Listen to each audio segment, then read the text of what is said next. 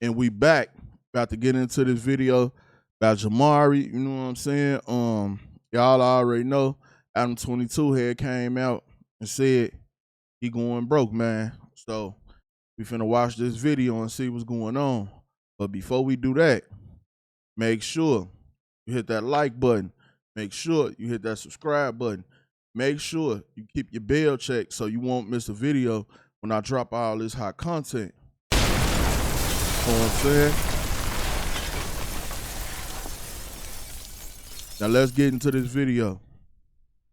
One of the hottest topics on my channel used to be the downfall of Adam 22 and the dismantling of his brand NoJumper. Basically, NoJumper completely imploded back in 2023, not only losing some of their most popular talents, but also creating this never-ending beef between Adam and the at the time recently departed. Paid for the fucking funeral as soon as it happened, just because. Hey, why he turn up on Adam like that? Threw a cup in his face and everything. Yeah, man, Adam, wow. Now after this, Adam would look at his brands in a completely different light. I didn't set down any boundaries in the beginning. It was just like, here's a table, here's these cameras, here's these 4 million subscribers, do whatever the f you guys want. And while people enjoyed the content farm that NoJumper had become, he had held the claim that he was actually losing money on these new shows that he had created, and obviously the talent that he had hired. After this, Adam seemed extra anxious to cash out and completely changed the way that he was operating, hiring some new talent while retaining some other guys, and really just trying to keep NoJumper's head above water. And I feel like the real desperation would not start until his wife Lena announced that she would be appearing in an adult video with corn star Jason Love. Keep in mind, this came right on the heels of her and Adam getting married, and of course we all know how that thing ended. And with Adam completely leaning into this arc of his career, Man, kissing your wife after Jason Love done did what he done did to that, man, you got to be a brave man. I'm just saying, bro. I'm just saying. Adam, he different, bro. He different. even calling himself the king of all cups, aka the guys with the special little chairs in the corner of the room. I actually predicted that this situation would cause permanent damage to his online reputation. Do you think that you f***ed her better than Adam did? Well, obviously, yes. Which, looking back, is exactly what happened. It's like Adam entered a never-ending inferno of getting roasted online. So of course he would double down on the humiliation and the attention by hosting a web show giving away his wife to the man of his choice. We're gonna get you out of the situation. Right, but the whole idea is that we're gonna do it together. Just went there and just pulled my pants down. And Hey, free Crip, Mac, cuz. Keeping it 55th straight. You know what I'm saying? Free Crip, Mac. You know what I'm saying? showed my French baguette to Lena and Adam. But I had to bring. I don't think he wanted. Now this pretty much ended the same way, only this time Adam would actually cross swords with dude. Now since then, Adam had not really been worth talking about. Honestly, his antics just got stale after he showed up on stream wearing a G-string. I'm gonna put on this thong, and I'm gonna go into the news, and I'm gonna say hi to everybody. And then, bro, this man extra weird. What the hell you mean? I'm finna put on this thong. Oh, man. he was quote-unquote acting like he was shooting a gay scene with none other than Jack Doherty's brother. Something he would later reveal was apparently an April Fool's prank. To troll the world into believing that I am a homosexual. But honestly, at that point, I don't think anyone really cared enough to be tricked. And now apparently Adam has been struggling financially, or at least NoJumper. Recently, they were actually sued by 2 former employees at his company who alleged some sort of discriminatory termination. And then Adam even promoted an alleged crypto rug pull called Coin. And keep in mind, this is something that he was dead against in the past, yet he was completely unapologetic when CoffeeZilla questioned what the hell he was doing. I reached out. I said, hey, you shouldn't run a coin. It's lame, and you're gonna scam or get scammed. Then Adam22 says, how else am I gonna afford all this Galaxy gas? And that really made me wonder, like, why would Adam feel the need to scam his own fans for at most a couple $100,000? And now we might finally have the answer to that, as around a month later, several of his podcast hosts and friends have been detained in a large-scale gang sweep, and even Adam himself had some sort of contact with the feds as well. I made it 41 years into this life before I had involvement, conversation with federal agents And now Adam made this video claiming that NoJumper has gone completely broke, but some actually believe this is to avoid paying possible legal fees, or at the very least that he is lying with an agenda. Alright guys, so here we are in the actual video where Adam claims that NoJumper is going broke. Apparently they're having some sort of logistical issues, and some other unexpected expenses have come up that are basically killing his business. So there's something that I've been hiding from you guys. NoJumper is going broke. I know that might sound crazy. Between both of our YouTube channels last month, we got over 20. It do sound crazy because when Adam was beefing with other people, he was calling them broke. So how the hell was you calling other people broke if you going broke? That's crazy. 25 million views.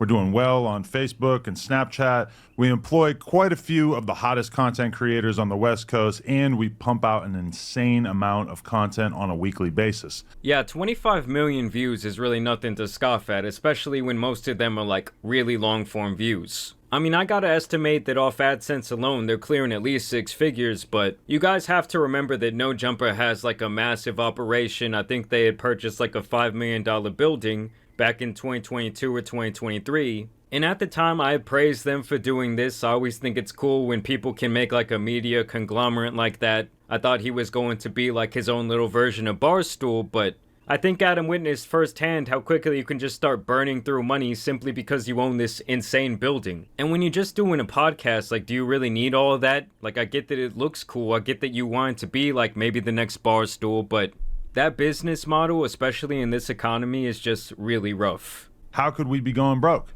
Well, let's start here. We expanded too much during COVID at just about the exact moment that our revenue streams all took a hit. We hired a whole bunch of editors and other employees, and we bought a huge office building that cost us almost $4 million, thinking that the growth that we were experiencing during the pandemic was going to continue. And this is a problem that a lot of businesses made during the pandemic. They thought that because people were at home and people were feeling good spending their stimmy money, you know, back before inflation, that, oh, these sales are going to last forever. And now that the economy has essentially flipped on its head, well, a lot of these businesses just cease to exist. Our YouTube numbers, which had doubled or even tripled, gradually returned to normal. Our Snapchat and Facebook numbers, which had exploded during COVID, sometimes even hitting 6 figures a month, shrank by about 80% or more. Our Patreon, which was...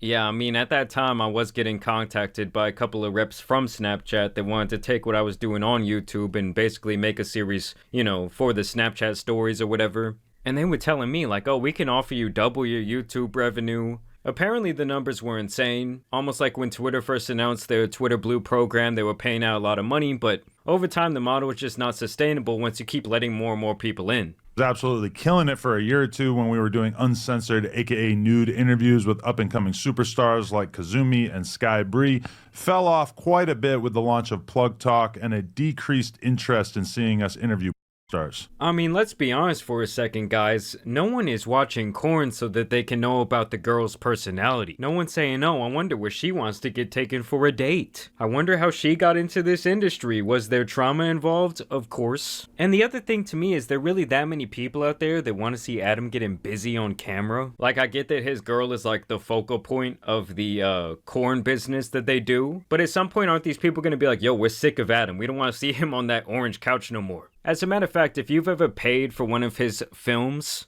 I'm looking at you completely sideways. You might recall that the channel took quite a hit when approximately 8 of our hosts left the platform in March of 2023. Although we've definitely largely recovered and managed to build up a very healthy roster of talent since then, that certainly took a toll on our business for a while as well. Yeah, I mean, they did recover pretty nicely from all that backlash. But we were still solidly profitable. That is, until the last few months, where we experienced 2 major L's that we never could have seen coming. First, we lost the NoJumper Instagram. After almost 10 years of building it up and essentially no strikes on our account, we got taken down one day. And after he did this video, he got the original NoJumper Instagram back. So the original NoJumper Instagram is back. Is he going to start back running promos and stuff on there like that? Probably, so that might, you know, spike his revenue again.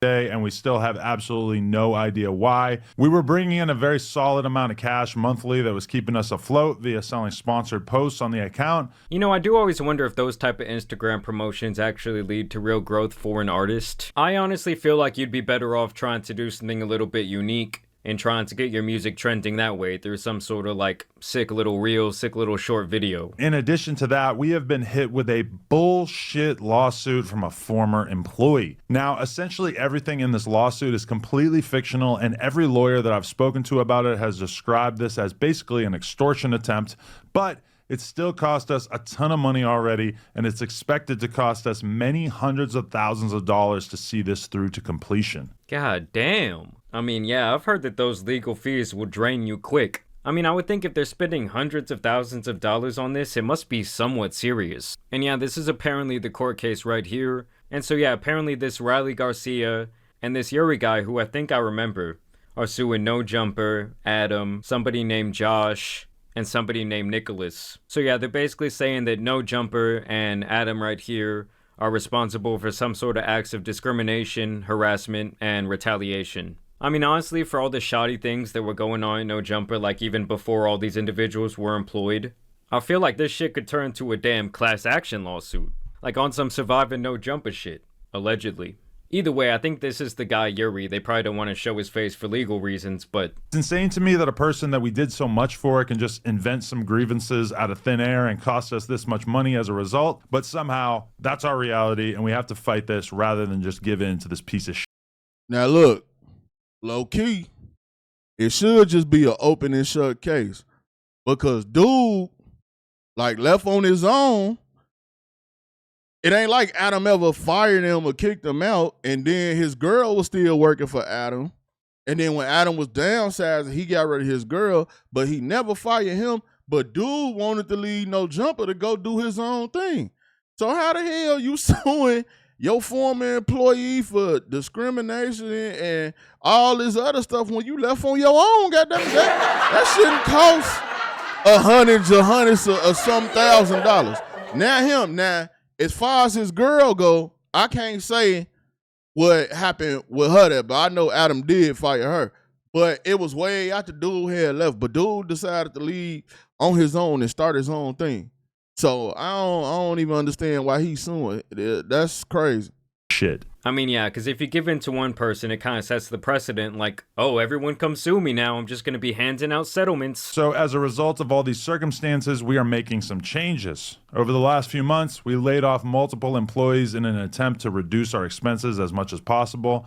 We closed down our store on Melrose. Damn. And we're in the early stages of selling our current warehouse and moving into a smaller space. Damn. To be honest, aside from the layoffs, which sucked, I'm pretty happy about a lot of these changes.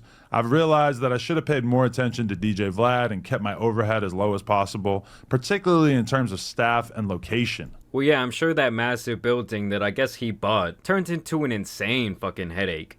And I would say the only saving grace here is that really only NoJumper could go bankrupt. Like, it's hard for me to see them coming after his personal assets if he has everything set up correctly. Confident that once we get the building sold, we'll be in a pretty solid financial position again as a business. I've got another business in the form of Plug Talk, and I've got a pretty decent investment portfolio on a personal level. It was a big decision to share this stuff with you guys, but at a certain point I realized that I've been honest with the world about just about everything in my life over the years, and it felt wrong to keep all this stuff that we've been dealing with in secret. Adam, come on, bro. Be honest about the rug pull then. I know what you're thinking. What can you do to help? Well, I wasn't thinking I do that. have some ideas, which I'll sort into 3 categories here: free, cheap, and generous. Oh, here we go. Adam's about to ask the audience for some money to pay those legal fees. We are really trying to get serious about embracing our members here on YouTube. Yeah, how do you guys feel about memberships on YouTube? Have you joined anyone's channel? I'm always getting emails encouraging me to do that type of thing, but I don't know, it's just hard for me to see someone in my audience spending like the same price as Netflix or something like that, just so they can watch an extra piece or like an uncensored version of my content. $5 a month, we've got a ton of awesome benefits, including being able to watch all of our interviews free of censorship and bleeped words before they're released to the public. Members only chat for all of our live stream content. I mean, yeah, I guess if you're like a huge time fan and you really want to be in like the members only chat, That's the only reason I can see doing something like this. And I'll also say, like, if you're getting endless entertainment value from somebody, and it's pretty much all free, yes, I can see you throwing them like $5 a month. And for those of you who have more money to spend, we're introducing a mega premium $100 tier to our memberships that will get your name added to the... $100 a month? $1,200 a year? That's like 1 month of rent for a lot of people. But hey, you get those producer credits. And it will also get you consistent advice and opinions on your music submissions with one free submission per month and discounted additional songs. Honestly, if you are a young up-and-coming artist and you have $100 to spend on your career, this is not where I would put it. I remember back in the day, NoJumper would always do these like listening to your music live streams where maybe like 10, 15,000 people were tuned in and they were just playing different people's music who would send them $100. I'ma spread my word and I'ma like my it. journal. I want to. It's not bad. I want to hang out with him and be depressed. And I really want to know if one single person or one single song actually blew up from doing that. Because when you're a broke artist, $100 isn't just like chump change. I just think you're still much better off trying to do like a Facebook or Instagram, maybe even a TikTok campaign. And you can at least be a lot more precise with what type of demographic you're going for. There's my update. I've been kind of thinking about telling you guys about all this stuff for a while. I'm not begging for sympathy or anything like that. I'm just being realistic about owning a media business. And honestly, guys, for once, I don't really see this as something to really clown at him about. This is something that a lot of businesses all over the country are experiencing right now. And I do think it's really easy to expand. Yeah, that is true. But at the same time, I think Adam got more problems than that, man. You definitely gonna get called in to testify when Big U and them trials start. I don't know why. And Adam think he's slick, man. That's why he better hope he don't get pulled in though. That's what you gonna need them real lawyers for. The other lawsuit, he brush that up under the table, man. They gonna wipe the floor with them when they go to court. But if he end up either having to be a witness and or get pulled in on that Big U situation, he gonna leave a lot of big money to cover it. Fans, when you feel like you have a really good thing going, you feel like the community loves it.